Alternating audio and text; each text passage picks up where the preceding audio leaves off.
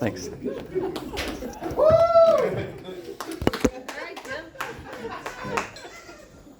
Hey, I come here tonight to talk about death. Yeah. So I think it's kind of unfair to death to say that there's nothing funny about it. I mean, I think there's something a little bit funny about everything. Like, you know the old joke, how many dead people does it take to plug in a light bulb? Just one, but you're going to need a lot of alive people to lift the dead body up to the socket. But just like there's a little bit of humor in death, there's also a little bit of good in death, right? There's something, it's not all bad. Like they say about death, it's just like taking a nap and you just don't wake up. And everyone likes naps, right? I don't think anyone hates a nap. But if you're a parent, you know, and like you like naps, like I don't think death is a good thing, but I understand.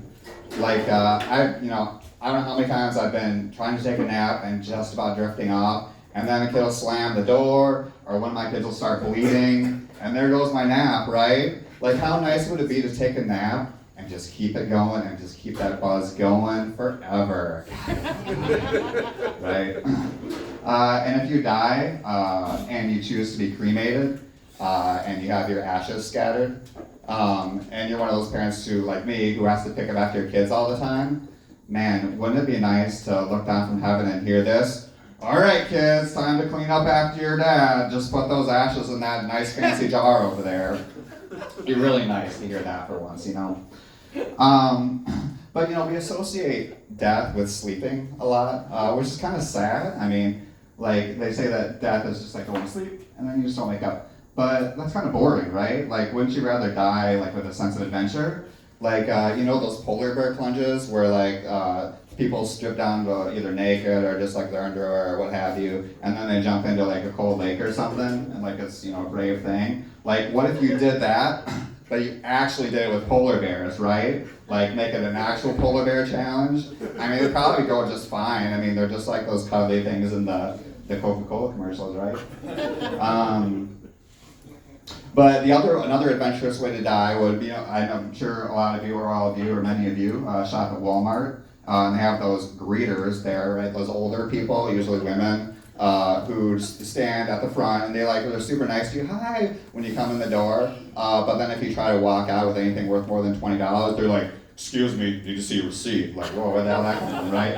And like it's always something you paid for, right? Because no one here steals. So what if the next time you're at Walmart and you buy something like that, you just like book it right past the old lady, and then like as you're getting out of the parking lot, you just get clocked by a car, just takes you out completely. You go, fuck you, I pay for this shit. Man, how bad would that old lady feel though? Man, it'd be so awesome to show up with that old lady, like, suck it, granny, you know? But continuing to discuss death and dying and in your sleep, it's weird how in movies, whenever they have someone die, they're always in bed, which, like, again, a lame way to die. And they're always, like, halfway through telling you something really, really important, and they just never finish it, right? It's like the classic example is Star Wars, so when Yoda dies, he's in the middle of telling Luke that Leia is actually his sister. And so he says, another sky there, and then he never finishes it, right? But it'd be a lot better if he just said, the girl trying to bone your sister is. Like, that'd be a lot more helpful to Luke, right? Because then he'd know that he should stop trying to, nag on Leia. But if I were in that situation, I am definitely going to finish my sentence, and I'm definitely going to squeeze that lemon for all it's worth. So, like, I'm just imagining, I'm on my deathbed, and then my woman is by my side, and so, I'm my woman right now. I'm like, oh, baby, please don't die. I just want one more day with you.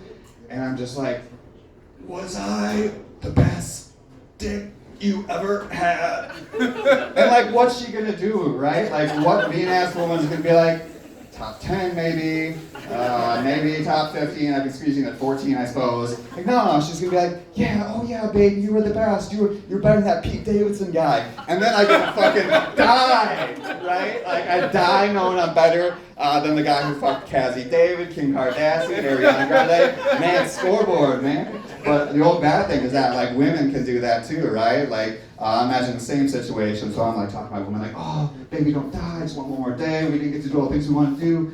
And she's like, your dick was... My dick was what? The biggest?